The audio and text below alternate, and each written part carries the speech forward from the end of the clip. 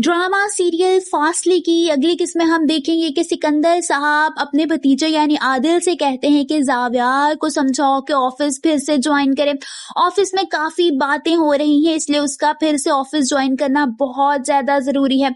सिकंदर साहब चाहते हैं कि जावियार अपनी मामूल की जिंदगी में वापस लौटे ताकि वो कम से कम एनी को याद कर सके और आगे बढ़ सके।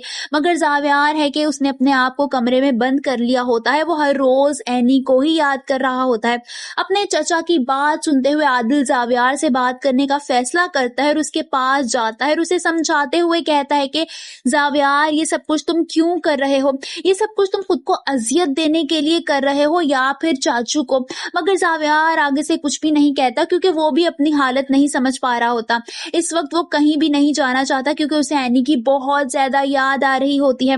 वहीं जैनी बेगम अपने भाई यानी शकील सर के घर जाती हैं और वहां जाकर अपनी भाभी यानी किश्वर बेगम को कहती हैं कि ये घर तुम्हारी बेटी का ससुराल है, तुम्हारे मुंह से निकला एक एक लफ्ज उसके लिए मुश्किलात खड़ी कर सकता है। किश्वर बेगम खामोश हो जाती हैं, जिस पर वो उन्हें मजीद बातें सुनाने लगती हैं। इतनी देर में आदिल वहां आ जाता है, जिस पर वो आदिल को कहती हैं कि निदा रात भर थाने में गुजार कर आई है। आदिल भी हैरान रह जाता है। दरअसल जैनी बेगम का मकसद ये होता है कि वो आदिल को निदा के खिलाफ कर सके ताकि किश्वर बेगम इस बात पर परेशान हो और एनी को इस बात पर प्रेशराइज करें कि वो जावियार से खुला ले ले। वही सिकंदर साहब अब ये तय कर चुके होते हैं कि हर हाल में एनी को जावियार की जिंदगी से निकालना है।